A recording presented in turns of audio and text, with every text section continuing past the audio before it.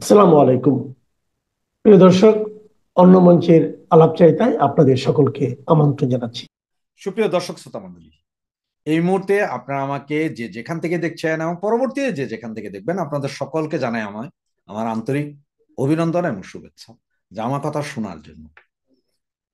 আপনারা হেডলাইন এবং ব্যানার দেখে হয়তো চিন্তা করছেন আমি এটা কি বললাম, যে এই ধরনের কথা কি পান্না স্যার বলতে পারে কিনা, যে আইসিটি কোড বা ইন্টারন্যাশনাল যে কোড, এখন ক্যাঙ্গারু কোড যেটা বাংলাদেশে আছে, সেইটা যদি অবৈধ হয় তাহলে পারলে ঠেকাও। কে বলেছেন এই কথাটা, পারলে ঠেকাও? সেটা বলেছেন আমাদের পান্না স্যার। এবং উনি যে বলেছেন, আমার যে বোনকে দিয়ে এই কথাগুলো, ওনার সাথে কথাবার্তার যে রেকর্ডিং, সেই রেকর্ডিং এর আপনাদেরকে আমি কিছু অংশ শোনাবো, যেটা আমার ভিডিওর ভেতরে আমি দিয়ে দিব, যে শোনার জন্য যে উনি আসলে বলেছেন কিনা, আমি গুজব ছড়াচ্ছি নাকি উনি বলেছেন, সেটা আজকে প্রমাণ করে দিব আপনাদেরকে। তো তার আগে, এটা শোনানোর আগে আপনাদের কয়েকটা কথা বলি, প্লিজ একটু শুনেন। আপনার কয়েকটা কথা বলি আপনাদের। যে আপনারা সকলে জানেন যে এই যে আমাদের জেডাই খান পান্না স্যার, উনি বিশাল একজন উকিল। কিন্তু উনি হাইকোর্টের, সুপ্রিম কোর্ট বিভাগে, হাইকোর্টে কাজ করেন, সুপ্রিম কোর্টে কাজ করেন। মানে উনি ডাক্তার কামাল হোসেনের পরে যদি এখন যদি কোনো নামকরা উকিল বলেন, তাহলে সেটা হচ্ছে যে জেডাই খান পান্না স্যার। আপনাদের সকলেরই মনে আছে জুলাইয়ের 29 তারিখ 2024, সেদিন তিনি এসেছিলেন। যেটা আপনার ব্যানারে যে ছবিটা দেখছেন, এটা কিন্তু সেদিনকার ছবি। সেদিন তিনি বলেছিলেন যে উনি একটা রিট করেছেন, যে পুলিশকে গুলি করতে নিষেধ করার জন্য আদালতকে রিট করেছেন, আদালত যাতে একটা আদেশ দেয়। কিন্তু আদালতও জানতো যে এই আদেশ আদালত দিতে পারে না, এবং উনি একজন এত বড় আইনজীবী হয়ে উনি জানে যে এই আদেশ দেওয়া যায় না। তার কারণ হচ্ছে যে এখন আপনারা যদি দেখেন যে পুলিশ কমিশনার, ডিএমপি, তারপর সিএমপি, পুলিশ কমিশনার কি বলেছিলেন মনে আছে? যে যে কেউ গাড়ি জ্বালাইতে আসলে, বাড়ি জ্বালাইতে আসলে, মপ করতে আসলে সরাসরি ব্রাশ ফায়ার করে দাও বলেছিল। পরে তারা সেটার কি যুক্তি দিয়েছে? তারাই যুক্তি দিয়েছে যে হ্যাঁ, এটা তো আমরা বলেছিলাম, কিন্তু এটা তো আমাদের পুলিশের বিধানেই আছে, যে পুলিশের বিধানেই আছে যে গুলি করতে পারবে, কারণ জানমালের ক্ষতি হইলে, সরকারের সম্পদ রক্ষা করার ব্যাপার হইলে এটা ওপেন ফায়ার করতে পারবে। তাইলে এই 29 তারিখ, মানে গত বছরের জুলাইয়ের 29 তারিখ, 25 তারিখ থেকে যদি আপনারা দেখেন, 25 তারিখ থেকে প্রথম শুরু হয় জ্বালাও পোড়াও। বিটিভি ভবন, তারপরে আপনার সেতু ভবন, পুলিশের থানা আক্রমণ, পুলিশকে মাইরা লটকায় দেওয়া, এগুলো সব কিন্তু তখন শুরু হয়েছিল। তো উনি কার স্বার্থে পুলিশের যাতে গুলি করতে না পারে সে বিষয়ে বলেছিলেন। জানমাল রক্ষা করতে হলে পুলিশ গুলি চালাবে, সন্ত্রাসীদের, এটা নর্মাল, পুলিশের বিধানেই আছে। তাহলে পুলিশের বিধানে থাকলে উনি কাদেরকে বাঁচানোর জন্য বা কাদের পক্ষ হয়ে লড়েছিলেন, বুঝেছেন? পাশের উকিলটাকে একটু দেখেন আপনারা। ওনার পাশের যে উকিলটা, এই ছবিতে দেখতেছেন তো, পাশের যে উকিল, এই বেটাও ওইখানে, এই বেটাও জামাতি। তখন সবাই ছিছি বলেছিলেন, না না না, ওনারা জামাতি না, ওনারা মুক্তিযুদ্ধ। এই তো। এর পরের ঘটনাতে আসি। এর পরের যেই ঘটনা, এর ভিতরে উনি গত 8-10 বছর যাবৎ ব্লাস্ট নামে একটা এনজিওর প্যানেল উকিল ছিলেন। এটা আপনারা ভালো করে জানেন। ব্লাস্টের এই এনজিওটা কার? David Bergman. ডেভিড বার্গম্যানকে আপনার ডাক্তার কামাল হোসেনের মেয়ে সারা খানের জামাই। ডেভিড বার্গম্যান মনে আছে? সেই মাইম্যান, সেই শেখ হাসিনার লোক, সেই বিভিন্ন জনকে হত্যা গুম খুনের দায়ে করেছিলেন এই ডেভিড বার্গম্যান। এবং ওনারই সংগঠন হচ্ছে ব্লাস। সেটার উনি প্যানেল লয়ার। মায়ের ডাক, ওই যে মায়ের ডাক আরেকটা আছে, সেটারও উনি। উনি সব কাজের কাজী, শুধু একটু পাজি, এই আর কি।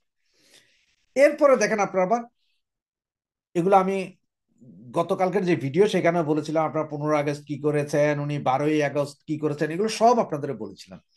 একটা কথা আপনাদেরকে আরেকটা কথা বলি, সেটা হচ্ছে যে ঠিক যখন আপনার ওনার বিরুদ্ধে একটা মামলা হয়েছিল, মনে হচ্ছে 300 জন না 350 জনের একটা আসামি করে মামলা হয়েছিল, ওনাকে রাখা হয়েছিল 70 নম্বর আসামি। তখন উনি বলেছিলেন, ভাই নামটা 1-2 নাম্বার রাখলে ভালো হইতো, আমার বিরুদ্ধে মিথ্যা মামলা, ওই মামলা, সেই মামলা, এগুলো বলছিল। এগুলা বলছে পরে আমরা সকলে, হ্যাঁ আইনের শাসন নাই দেশে, এই নাই সেই নাই, হেভি আন্দোলন। আমরা ফেসবুক পার্টি, আমরা মুক্তিযুদ্ধের সপক্ষে সবাই ফেসবুক পার্টি ছিলাম, কারণ তখন মনে হয়েছিল যে উনি একমাত্র মুক্তিযুদ্ধের ধারক এবং বাহক। সেই মামলায় উনি পরে কোর্টে হাজির হয়ে জামিন নিয়েছিলেন। সেই জামিনটা কিভাবে নিয়েছিলেন জানেন? সেই জামিনে ওনার যে জামিন চেয়েছিলেন, সেই জামিনে ওনার পক্ষে দাঁড়িয়েছিলেন প্রধান উকিল হিসাবে শিশির মনির, জামাতের শিশির মনির। মনে আছে জামাতের শিশির মনির, যে কিনা আবরার হত্যার পরে জামাতের ছেলেপেলের পক্ষে দাঁড়াইছিল।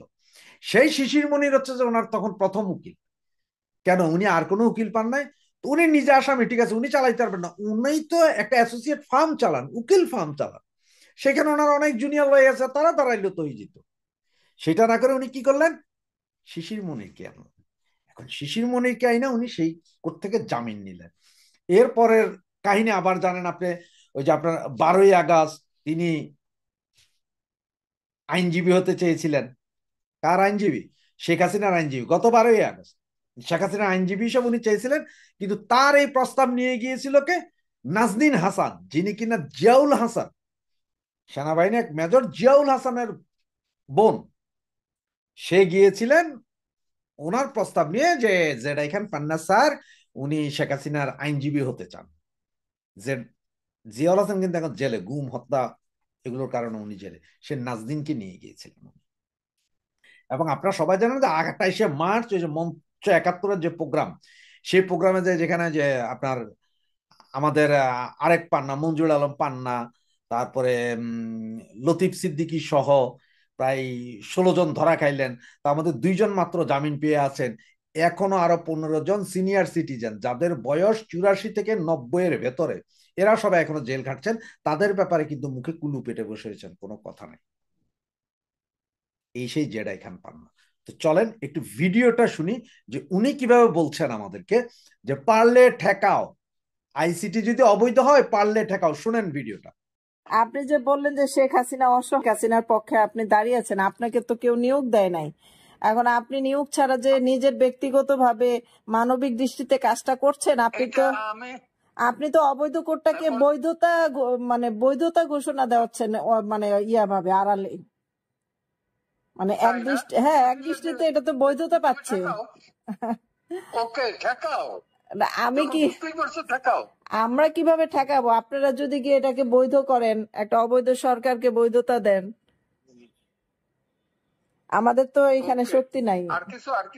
আর আমরা বলতে পারবো শুধু, আমরা আমাদের বলা পর্যন্তই আমাদের কাজ। এখন আপনি যেটা করছেন আপনার দৃষ্টিতে সঠিক, অন্য কারো দৃষ্টিতে সঠিক না, সেটাই। হ্যাঁ হ্যাঁ, তা তো কেউই 100% পারফেক্ট না। হ্যাঁ, আমিও না, তুমিও না। ওকে, জি স্যার। তো এইটার ভবিষ্যৎ কি হইতে পারে স্যার, যদি একটু বলতেন। দেখো দেখো দেখো, খুব বেশি দেরি নেই, দেখো। তাহলে এর আগে যে মৃত্যুদণ্ড দেওয়া হলো আদালতে, তখন তো আপনার তাহলে দাঁড়ানো উচিত ছিল। এগুলো সব কি আমি তোমার সাথে আলাপ করবো? লোক না, এজেন্সির লোক না, এটা কিভাবে আমি বুঝবো? না না, আপনার ইচ্ছা, আপনি বললে বলবেন, না বললে নেই, সমস্যা আমি তো কাউকেই বলি নাই। যে আমার সাথে বলতে আসে তাকে আমি বলতে সামনাসামনি আসে। আমি তো আপনাকে দাওয়াত দিলাম, অনলাইনে আসেন, সামনাসামনি কথা বলি। না, অনলাইনে তো আমি যাব না। ওকে, রাখি, আমার সামনে ক্লায়েন্ট আছে। ঠিক আছে, ঠিক আছে। শুনলেন তো ভিডিওটা? কি বুঝলেন? এই ভিডিওটাতে আপনি যা শুনলেন তা সত্য ঘটনা। এবং আপনাকে আমি প্রথমে যেই ছবিটা দেখেছেন, মানে জেডা খান পান্নার ছবি দিয়ে, এরপরে বাকি পুরো কথার রেকর্ডিং উইদাউট এনি কাটিং, সরাসরি র ভিডিওটা শোনালাম, যেখানে যে ফোন করেছে ফোনের সেই উপরে স্যারের নাম্বার লেখা ছিল। এটাও দেখলেন যে মহিলা কণ্ঠটা সেটাও আমাদেরই। তাহলে উনি, ওনাকে যখন এই মহিলা জিজ্ঞেস করলেন তখন উনি কি বললেন শুনতে পারছেন? শুনুন, দেখুন, বুঝুন, এবং পরবর্তীতে বলুন যে কেন আমরা জেডাই খান পান্নার পেছনে উঠে পড়ে লেগেছি। এই জেডাই খান পান্না, এখন অনেকে বলছেন যে না উনি তো ওই সেনাবাহিনীর যে 25 জন আছেন ওনাদের পক্ষের আইনজীবী হবেন, এই সেই হবেন। আবার উনি বিভিন্ন জায়গায় এখন বলে বেড়াচ্ছেন যে উনি শেখ হাসিনাকে মজলুম ভেবেছেন তাই দাঁড়াচ্ছেন। শেখ হাসিনা কি ভয়ে কাঁপছে? শেখ হাসিনা কি ওনাকে বলেছে যে স্যার আমি খুব ভয়ে ভীত, আমারে বাঁচান? এটা তো বলে নাই। তাহলে উনি কেন শেখ হাসিনাকে, আর উনি রাষ্ট্রের নিযুক্ত আসামি পক্ষের আইনজীবী রাষ্ট্র নিযুক্ত, তাই রাষ্ট্র যে ফাইলপত্র দিবে, রাষ্ট্র এই ধরনের যেসব ফাইলগুলো দিবে সেগুলো নিয়ে উনি লড়াই করবেন, উনি তো নতুন কোনো ফাইলপত্র আনতে পারবেন না। তার মানে হচ্ছে এখন যে আছে আইসিটি কোর্টের এখন যে প্রধান আপনার সরকার পক্ষের আইনজীবী, তার আন্ডারে উনি চাকরি করবেন এবং ওই বেটা যা বলবে তাই তাকে মানতে হবে।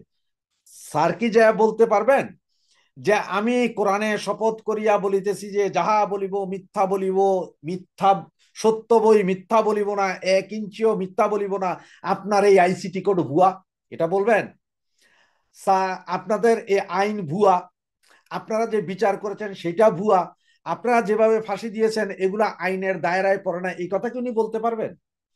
সবচেয়ে বড় কথা কি জানেন, এই যে আপনার এবি পার্টির যে সভাপতি, এবি পার্টির সভাপতি ফুয়াদ না, ফুয়াদ সেক্রেটারি, সভাপতির নামটা ভুলে গেছি, কি মঞ্জুর বা কিছু একটা এরকম নাম, গতকালকে সে একটা টক শোতে সরাসরি বলেছেন যে জেডাই খান পান্না প্রথম থেকেই চেয়েছিলেন প্রধান প্রসিকিউটর হওয়ার জন্য আইসিসি ট্রাইব্যুনালের, এবং উনি হইতে পারেন নাই বিধায়, যার কারণে উনি আবার মুক্তিযোদ্ধা এই সেই বলা মানে ফুটেজ খাওয়ার জন্য উনি এইসব করেছিলেন। এখন উনি আবার মোটামুটি পয়সা পাওয়ার একটা ধান্দা হয়ে গেছে, বৃদ্ধ মানুষ, এখন আর বলবেন না। তো এই এবি পার্টির ওই লোক যে কিনা একসময় শিবির করতেন, পরে বহিষ্কার, পরে আবার এবি পার্টি করলেন, এর শিবিরের বিটি, ওরা তো খুব ভালো করেই জানে এখন যে কে কি চাইতেছে, কে কি হইতেছে, কে কিভাবে হচ্ছে, এটা ওরা জানে। সেই ভদ্রলোকের সরাসরি আছে, কি আছে, আপনার ভিডিও আছে আরেকজনের সাথে করা, যেটা টক শোতে ওপেন এয়ার শোতে বলেছেন যে জেডাই খান পান্না কি হইতে চাইছিল। সব বিচার বিশ্লেষণ করুন, এরপরে সিদ্ধান্ত আপনাদের হাতে।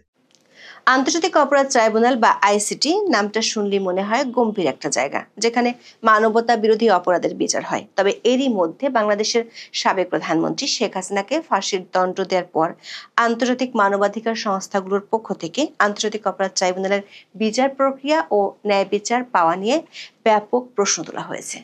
সেসব প্রশ্নকে আরো উস্কে দিয়েছে খোদ ট্রাইব্যুনালের চিফ প্রসিকিউটরের আচরণ। গত রবিবার মানে 23শে নভেম্বর ট্রাইব্যুনাল 1-এ যা ঘটলো তা গাম্ভীর্যকে বুড়িগঙ্গার পানিতে ডুবিয়ে দিয়ে আদালতের পরিবেশকে একেবারে উত্তপ্ত করাইয়ে পরিণত করেছে। গণমাধ্যমের খবরে বলা হয়েছে, চিফ প্রসিকিউটর তাজুল ইসলাম, যিনি রাষ্ট্রের পক্ষে সর্বোচ্চ আইনি ক্ষমতা নিয়ে আদালতে হাজির হওয়া একজন কর্মকর্তা, তিনি আসামি পক্ষের আইনজীবীকে বলেছেন, চুপ থাকুন, কথা বলবেন না, আপনিও আসামি হতে পারেন। আর তারই শাসনের শিকার হয়েছেন সাবেক সেনা কর্মকর্তা জিয়াউল হাসানের আইনজীবী নাজির নাহার। জিয়াউল হাসানের মামলাটি ছিল গুমের অভিযোগে অভিযুক্ত হওয়া ন্যাশনাল টেলিকমিউনিকেশন মনিটরিং সেন্টারের বা এনটিএমসির সাবেক মহাপরিচালককে নিয়ে। দর্শক, এমন খবর কেবল আইনি বিতর্ক নয়, বরং বিচারিক শিষ্টাচার ও ক্ষমতার ব্যবহার নিয়ে গভীর প্রশ্ন তুলেছে। যেখানে একজন প্রসিকিউটরকে ন্যায় বিচারের প্রতিনিধি বা মিনিস্টার অফ জাস্টিস হওয়ার কথা, সেখানে রাষ্ট্রপক্ষের প্রধান আইনি কর্মকর্তা কেন প্রতিপক্ষ আইনজীবীকে এমন কথা বলবেন? দীর্ঘদিন ধরে আইসিটি ফলো করা ব্রিটিশ সাংবাদিক ডেভিড বার্গম্যান বিষয়টি নিয়ে নিজের ফেসবুকে পোস্ট দিয়ে ব্যাপক সমালোচনা করেছেন। আইনজীবীদের আশঙ্কা, আন্তর্জাতিক মহল থেকে প্রশ্ন ওঠার পরপরই বিচারকের সামনে সরকার পক্ষের সর্বোচ্চ আইনজীবীর এমন ব্যবহার দেশীয় আন্তর্জাতিক মহলে ন্যায় বিচারের নিশ্চয়তা নিয়ে যে আশঙ্কা আছে সেটিকে আরো বাড়িয়ে দিবে। ঘটনাটি ঘটেছিল বিচারপতি মোহাম্মদ গোলাম মর্তুজা মজুমদারের নেতৃত্বাধীন 2 সদস্যের আন্তর্জাতিক অপরাধ ট্রাইব্যুনাল 1-এ। শুনানির সময় আইনজীবী নাজনীন নাহার যখন তার ক্লায়েন্টের জিজ্ঞাসাবাদের প্রক্রিয়া নিয়ে অভিযোগ জানাচ্ছিলেন, ঠিক তখনই চিফ প্রসিকিউটর তাজুল ইসলাম যেন শাস্তির রোলার নিয়ে হাজির হলেন। চিফ প্রসিকিউটর নাজনীন নাহারকে উদ্দেশ্য করে সরাসরি বলেন, চুপ থাকুন, কথা বলবেন না, আপনিও আসামি হতে পারেন। এরপর তিনি যোগ করেন, নাজনীনের বিরুদ্ধে বিভিন্ন জায়গা থেকে অভিযোগ পাওয়া যাচ্ছে। চিফ প্রসিকিউটর এমন খবর গণমাধ্যমে প্রকাশ হওয়ার পর আদালত পাড়ায় এ নিয়ে ব্যাপক আলোচনা শুরু হয়েছে। আইনজীবীরা বলছেন, আইন পেশায় শিষ্টাচার একটি মূল ভিত্তি। প্রতিপক্ষ আইনজীবীকে তার মক্কেলের পক্ষে কাজ করার জন্য ব্যক্তিগত বা পেশাগত হুমকি দেওয়া কোনোভাবেই ন্যায়সঙ্গত হতে পারে না। এটি শুধুমাত্র সেই আইনজীবীর স্বাধীনতায় আঘাত নয়, বরং বিচারিক প্রক্রিয়ার প্রতি জনআস্থা নষ্ট করে। দর্শক, কোর্টে আইনজীবীদের ভূমিকা হলো তারা কেবল বিচার চান না, তারা ন্যায় বিচার নিশ্চিত করার জন্য কাজ করেন। এজন্য তাদেরকে বলা হয় minister of justice. Chief prosecutor attorney জেনারেলের পদমর্যাদায় হওয়ায় তার নৈতিক দায়িত্ব অনেক বেশি। কিন্তু রোববার তিনি যেভাবে আসামি পক্ষের আইনজীবীকে শাসিয়েছেন, আন্তর্জাতিক আইনের মানদণ্ড অনুযায়ী এটি একটি হুমকি যার স্থান কোনো আদালতে থাকতে পারে না। 1973 সালের আন্তর্জাতিক অপরাধ ট্রাইব্যুনাল আইনের 17 অনুচ্ছেদের 2 নম্বর ধারা অনুযায়ী আসামির আত্মপক্ষ সমর্থনের জন্য আইনজীবী সহায়তা পাওয়ার অধিকার রয়েছে। একজন আইনজীবীকে যখন তার দায়িত্ব পালনের জন্য হুমকি দেওয়া হয়, তখন তা আসামির সাংবিধানিক অধিকারের সরাসরি লঙ্ঘনের চেষ্টা বলেই মনে করেন আইনজীবীরা। যখন এই উত্তপ্ত বাক্য বিনিময় চলছিল, বিচারপতি মোহাম্মদ গোলাম মর্তুজা মজুমদার চিফ প্রসিকিউটরকে মনে করিয়ে দেন যে নাজনীন একজন আইনজীবী হিসেবে উপস্থিত আছেন। এমনকি ট্রাইব্যুনাল প্রসিকিউটরকে শান্ত হওয়ার ইঙ্গিত দিয়ে বলেন, সম্পৃক্ততা পাওয়া গেলে আসামি করবেন, এখন তো আইনজীবী। অর্থাৎ বিচারকও প্রচ্ছন্নভাবে ইঙ্গিত দিয়েছেন আদালতে দাঁড়িয়ে এই ধরনের কথা বলা উচিত নয়। এক পর্যায়ে প্রসিকিউটর নাজনীনের ব্যক্তিগত আচরণ নিয়ে মন্তব্য করেন, আপনি সব সময় চিৎকার করেন, আপনার আচরণ আপত্তিকর। জবাবে নাজনীনও বলেন, আপনি আপত্তিকর কথা বলছেন। ট্রাইব্যুনালের চেয়ারম্যান শেষমেশ রেফারি হিসেবে কাজ করে বলেন, there is no need to get angry. সাংবাদিক ডেভিড বার্গম্যান মনে করেন, ট্রাইব্যুনালের চেয়ারম্যান বিচারপতি মোহাম্মদ গোলাম মর্তুজা মজুমদার পুরো ঘটনাচক্রে হস্তক্ষেপ করলেও তিনি চিফ প্রসিকিউটরের প্রতি ফার টু অ্যাকোমোডেটিং বা অতিরিক্ত সহনশীল ছিলেন এবং এই ধরনের অভিযোগ বন্ধ করতে আরো কঠোর হওয়া উচিত ছিল। দর্শক, যদি অতিরিক্ত সহনশীল থাকার অভিযোগ সত্যি হয়, তাহলে এই আদালতের বিচার প্রক্রিয়ার স্বচ্ছতা নিয়ে প্রশ্ন আরো বাড়বে। এমনিতেই সাবেক প্রধানমন্ত্রী শেখ হাসিনার ফাঁসির দণ্ডের পর আন্তর্জাতিক নামকরা মানবাধিকার সংস্থাগুলো বড় বড় করে অনেক প্রশ্ন তুলেছে। প্রশ্ন হলো, চিফ প্রসিকিউটর এমন উচ্চ রক্তচাপের কারণ কি ছিল? কারণ নাজনীন নাহার তার ক্লায়েন্ট জিয়াউল হাসানের জিজ্ঞাসাবাদের প্রক্রিয়া নিয়ে এমন কিছু অভিযোগ এনেছিলেন যা শুনলে মনে হবে কোনো থ্রিলার সিনেমার স্ক্রিপ্ট। নাজনীন নাহার আদালতের সামনে 5টি গুরুতর অভিযোগ তুলে ধরেন। প্রথম অভিযোগটি ছিল আইনজীবীর অনুপস্থিতি নিয়ে। তার অভিযোগ, সেফ হাউসে জিজ্ঞাসাবাদের সময় তাকে উপস্থিত থাকতে দেওয়া হয়নি, যদিও আইনে আইনজীবীর উপস্থিতির সুযোগ রয়েছে। তিনি বলেন, তাকে জানানো হয়নি, তাকে ঢুকতেও দেওয়া হয়নি। দ্বিতীয় অভিযোগটি ছিল সময় বিভ্রাট নিয়ে। আইনজীবী নাজনীন নাহার অভিযোগ ছিল তাকে কেবল দুপুরের খাবারের বিরতিতে ঢুকতে দেওয়া হয়। 3 নম্বর অভিযোগটি ছিল ভিডিও রেকর্ডিং নিয়ে, অর্থাৎ জিজ্ঞাসাবাদে অবৈধভাবে ভিডিও করা হয়েছে। তাজুল ইসলাম দাবি করেন, ভিডিও রেকর্ডিং করা হয়েছে স্বচ্ছতার স্বার্থে, যাতে কেউ মিথ্যাভাবে দুর্ব্যবহারের অভিযোগ করতে না পারে। চতুর্থ অভিযোগটি হলো জিজ্ঞাসাবাদে অনুমোদিত নয় এমন ব্যক্তির উপস্থিতি। গুম সংক্রান্ত তদন্ত কমিশনের সদস্য নাবিলা ইদ্রিস জিজ্ঞাসাবাদে অংশ নিয়েছিলেন, যিনি আইনে অনুমোদিত নন। চিফ প্রসিকিউটর এই অভিযোগের প্রেক্ষিতে আদালতের কাছে দাবি করেন, নাবিলা ইদ্রিস বৈধভাবেই তদন্তে যুক্ত ছিলেন। তিনি মনে করেন, জিজ্ঞাসাবাদ ফলপ্রসূ করার জন্য তদন্তকারী কর্মকর্তা যাকে প্রয়োজন মনে করবেন তাকেই পাশে রাখতে পারবেন এবং ভুক্তভোগীর মুখোমুখি হলে আসামি সত্য বলতে বাধ্য হন। দর্শক, আন্তর্জাতিক অপরাধ ট্রাইব্যুনাল অ্যাক্টের 8 নম্বর অনুচ্ছেদ অনুযায়ী তদন্তের উদ্দেশ্যে সরকার একটি সংস্থা প্রতিষ্ঠা করতে পারে। 8-এর 2 ধারা অনুযায়ী যে কোনো ব্যক্তিকে প্রসিকিউটর তদন্ত কর্মকর্তা হিসেবে নিয়োগ দিতে পারেন। কিন্তু নাবিলা ইদ্রিস প্রসিকিউশনের সদস্য নন, তিনি গুম কমিশনের সদস্য এবং মামলার আসামি জিয়াউল হাসান বন্দী। আইন অনুযায়ী একজন বন্দীকে এ ধরনের ইন্টারোগেশন করতে হলে আদালতের অনুমতি নিতে হয়। দর্শক, আসামি পক্ষের আইনজীবীর পক্ষ থেকে তোলা সবচেয়ে গুরুতর অভিযোগটি হলো, নাবিলা ইদ্রিস নাকি জিয়াউল হাসানকে ভয়ভীতি দেখিয়ে বলেন, জবাব না দিলে আপনার মেয়ে অনাথ হয়ে যাবে। নাজনীনের অনাথ অভিযোগের জবাবে চিফ প্রসিকিউটর তাজুল ইসলাম অবশ্য থেমে থাকেননি। তিনি এই অভিযোগগুলোকে মিথ্যা এবং মৌলিকভাবে অগ্রহণযোগ্য বা ব্ল্যাটেন্ট লাইস বলে উড়িয়ে দেন। সাংবাদিক ডেভিড বার্গম্যান মনে করেন, নাবিলা ইদ্রিসের বিরুদ্ধে মেয়ে অনাথ হয়ে যাবে এমন হুমকি দেওয়ার এই অভিযোগটি গুরুতর। ট্রাইব্যুনালের উচিত হবে জিজ্ঞাসাবাদের ভিডিও দেখে সত্যতা যাচাই করা। দর্শক, এই 5টি অভিযোগের আইনি গুরুত্ব কতটা? আইনের চোখে এই ধরনের জিজ্ঞাসাবাদ পুরোপুরি অবৈধ। 2010 সালে প্রণীত আন্তর্জাতিক অপরাধ ট্রাইব্যুনাল রুলস অফ প্রসিডিউরের 16-এর 2 ধারায় খুব স্পষ্ট করে বলা আছে, কোনো ব্যক্তি তদন্ত চলাকালীন কোনো প্রক্রিয়ার জবরদস্তি, চাপ বা হুমকির শিকার হবে না। মেয়ে অনাথ হয়ে যাবে, এই মন্তব্য শারীরিক নির্যাতন না হলেও এটি মানসিক জবরদস্তি বা চাপ হিসেবে বিবেচিত হতে পারে। এটি তদন্তের উদ্দেশ্যকে বিকৃত করে এবং ন্যায্য বিচারের জন্য মারাত্মক হুমকি সৃষ্টি করে। আরেকটি বিষয় হলো আইনজীবীর উপস্থিতি। আইনজীবী নাজনীন নাহার দাবি করেন আইনে তার উপস্থিতির সুযোগ রয়েছে। যদিও সাংবাদিক ডেভিড বার্গম্যান তার মন্তব্যে উল্লেখ করেছেন, আইসিটি এর প্রথা হলো জিজ্ঞাসাবাদের সময় আইনজীবীকে সশরীরে উপস্থিত থাকতে না দিয়ে কেবল পাশের ঘর থেকে দেখার অনুমতি দেওয়া, কিন্তু এই ক্ষেত্রে নাজনীনকে জানানোই হয়নি। দর্শক, তাজুল ইসলাম কোর্টে নাজনীন নাহারকে উদ্দেশ্য করে বলেছেন, নাজনীন জিয়াউলের আত্মীয় এবং বিভিন্ন সমস্যা তৈরি করেছেন। এমনকি তিনি ঘোষণা দেন প্রসিকিউশন নাজনীনকে জিয়াউল হাসানের প্রতিনিধিত্ব করা থেকে বিরত রাখতে আপিল করবে।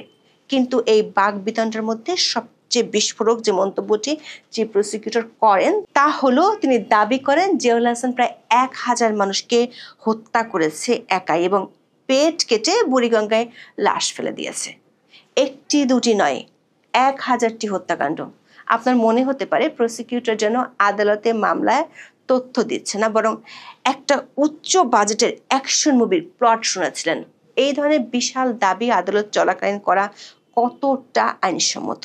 সাংবাদিক ডেভিড বার্গম্যান এই দাবিটিকে হাইলি প্রিজুডিশিয়াল কমেন্ট বা অত্যন্ত ক্ষতিকারক মন্তব্য হিসেবে চিহ্নিত করেছেন। অর্থাৎ এটি বিচার হওয়ার আগেই জনমতকে প্রভাবিত করার চেষ্টা। বার্গম্যান সন্দেহ প্রকাশ করেছেন, তাজুল সাহেবের কাছে এই দাবির সপক্ষে প্রমাণ থাকার সম্ভাবনা কম। তদন্ত চলাকালীন দোষী ব্যক্তির পরিচয় সম্পর্কে বিবৃতি দেওয়া সরকারি কর্মকর্তাদের এড়িয়ে চলা উচিত বলে তিনি মনে করেন। দর্শক, আইসিটিতে তাজুল ইসলামের চিফ প্রসিকিউটর হিসেবে নিয়োগ থেকে বিতর্ক পিছু ছাড়ছে না। তাজুল ইসলাম বিগত আওয়ামী লীগ সরকার আমলে আইসিটিতে আসামি পক্ষের আইনজীবী ছিলেন। তিনি এবি পার্টির যুগ্ম আহ্বায়ক ছিলেন, যে দলটি জামাত ঘনিষ্ঠ হিসেবে পরিচিত। চিফ প্রসিকিউটর পদে নিয়োগ পাওয়ার পর তিনি সেই রাজনৈতিক দল থেকে পদত্যাগ করেন। অন্তর্বর্তী সরকার কর্তৃক তাকে অ্যাটর্নি জেনারেলের সমমর্যাদায় চিফ প্রসিকিউটর হিসেবে নিয়োগ দেওয়া হয়। তাজুল ইসলামের ডিফেন্স থেকে প্রসিকিউটরের পদে রূপান্তর শুরু থেকেই আইনি মহলে বড় ধরনের নৈতিক বিতর্ক সৃষ্টি করেছে। সুপ্রিম কোর্টের আইনজীবী ব্যারিস্টার জ্যোতির্ময় বড়ুয়া স্পষ্টভাবে এই পরিস্থিতিকে বার কাউন্সিলের পেশাগত আচরণ ও শিষ্টাচার বিধি সুস্পষ্ট লঙ্ঘন হিসেবে চিহ্নিত করেছেন। বাংলাদেশ বার কাউন্সিলের আচরণ বিধি অনুযায়ী একজন আইনজীবী পরস্পর বিরোধী স্বার্থের প্রতিনিধিত্ব করতে পারেন না। এই নীতির মূল উদ্দেশ্য হলো এক পক্ষের সংবেদনশীল কৌশলগত তথ্য নিয়ে অন্য পক্ষের বিরুদ্ধে ব্যবহার রোধ করা। ট্রাইব্যুনালের ডিফেন্সের কৌশল ও মামলার দুর্বলতা সম্পর্কে পূর্ব অভিজ্ঞতা নিয়ে রাষ্ট্রপক্ষের নেতৃত্ব দেওয়া সরাসরি নৈতিক সংঘাতের জন্ম দেয়। এই নৈতিক পটভূমির কারণে তার বর্তমান আচরণ এবং ডিফেন্স কাউন্সিলকে শাসনের অভিযোগ আরো বেশি সমালোচনার জন্ম দিয়েছে। আবার চিফ প্রসিকিউটর হওয়ার পর বিভিন্ন সময় তার কিছু মন্তব্য ন্যায় বিচারকে প্রশ্নবিদ্ধ করে তুলেছে।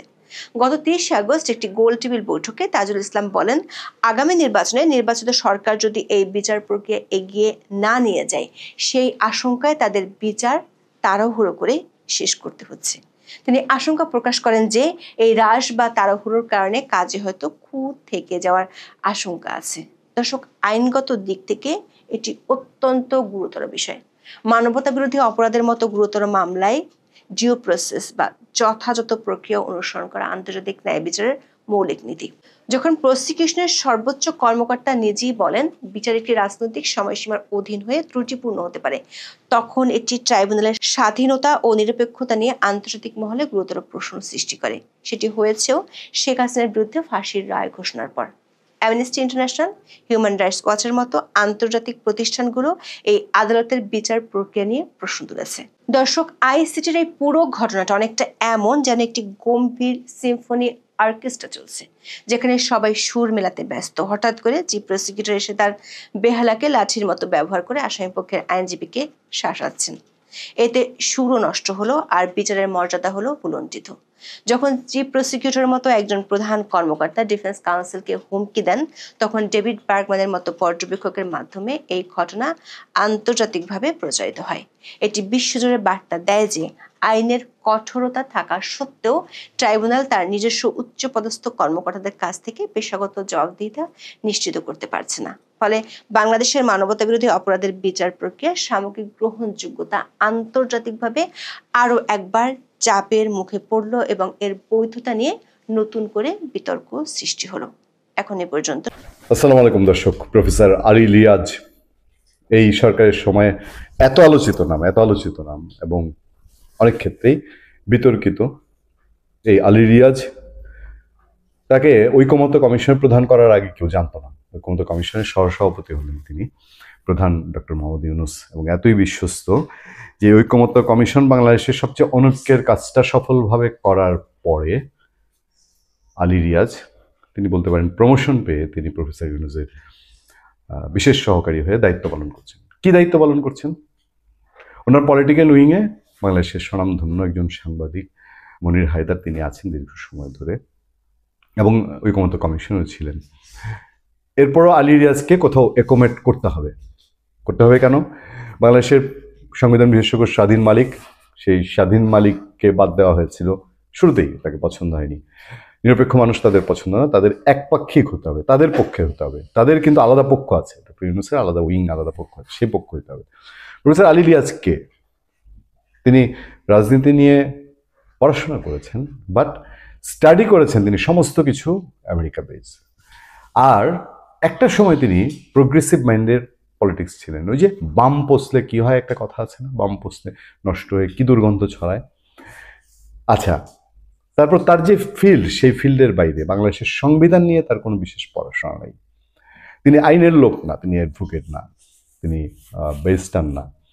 তাকে একটা গুরুত্বপূর্ণ পদে বসানো হলো এবং এরপরে তিনি এখন প্রধান উপদেষ্টা বিশেষ সহকারী। নিয়ে একটা বিশ্লেষণ আছে আমাদের সামনে, চলুন বিশ্লেষণটা আমরা একটু মনোযোগ দেওয়ার চেষ্টা করি এবং আপনারা তখন বুঝতে পারবেন যে এই আলী রিয়াজকে আনার পেছনে এজেন্ডা কি হতে পারে। এবং এজেন্ডা সরকারেরই আছে আর 2 মাস 2.5 মাস, যদি তাদের মুখের জবান ঠিক থেকে থাকে। নির্বাচনের নাকি তফসিলের পরে নির্বাচন, ফেব্রুয়ারি 15-র মধ্যে নির্বাচন হলে, ধরেন 8-10-এ নির্বাচন যদি হয়, তাহলে কতদিন সময় আছে? নভেম্বর তো শেষ, ডিসেম্বর, জানুয়ারি, 2.5 মাস। সেই 2.5 মাসের মধ্যে আলী রিয়াজ কেন? রাষ্ট্রবিজ্ঞানী ডক্টর আলী রিয়াজ এবার রাজনীতি সামলাবেন। বাংলাদেশের রাজনীতি সামলাবেন আলী রিয়াজ। আচ্ছা, খোঁজখবর রাখা সহ নজর রাখবেন রাজনীতির গতিপথের উপর। এবং তো ঠিক আছে, বিশেষ করে নির্বাচনকে সামনে রেখে, এটা কোনো গবেষণার কাজ না। নির্বাচনকে সামনে রেখে রাজনীতি কোন দিকে মোড় নেয় সেদিকেই বিশেষ নজর থাকবে তার। আপাতত এই দায়িত্ব দেওয়া হয়েছে প্রফেসর আলী রিয়াজকে। যুক্তরাষ্ট্রের ইলিনয় স্টেট ইউনিভার্সিটির distinguished guest professor doctor Ali রিয়াজকে এই দায়িত্ব দিয়েছেন অন্তর্বর্তীকালীন প্রধান উপদেষ্টা ডক্টর মোহাম্মদ ইউনূস। এর আগে ডক্টর আলী রিয়াজ ঐকমত্য কমিশনের সহসভাপতি ছিলেন, কিছু সমালোচনা সত্ত্বেও দক্ষতার সঙ্গে দায়িত্ব পালন করেছেন। রিপোর্টটি পত্রিকার ধরন অনুযায়ী লেখা। কিন্তু আলী রিয়াজের রয়েছে মার্কিন নাগরিকত্ব। দ্বৈত নাগরিকত্ব থাকলে শপথ নেওয়ার সুযোগ নেই, তাই তাকে প্রধান উপদেষ্টা বিশেষ সহকারী হিসেবে নিয়োগ দেওয়া হয়েছে। ঐকমত্য কমিশন নাহলে উপদেষ্টা করা হতো সরাসরি। ঐকমত্য কমিশনের রিপোর্ট জমা দেওয়ার পর ডক্টর আলী রিয়াজ যুক্তরাষ্ট্রে চলে গিয়েছেন। বিশ্ববিদ্যালয়ের চাকরিতে প্রায় 1 বছর অনুপস্থিত, ছুটি নিয়ে ঝামেলাও ছিল। এরই মধ্যে প্রধান উপদেষ্টার পক্ষ থেকে নতুন দায়িত্বের কথা জানানো হয়। দেখেন, এইটা গভর্নমেন্টের 2.5 মাস আছে, এটা জানার পরেও যুক্তরাষ্ট্রের বিশ্ববিদ্যালয়ের চাকরিতে ঝামেলা।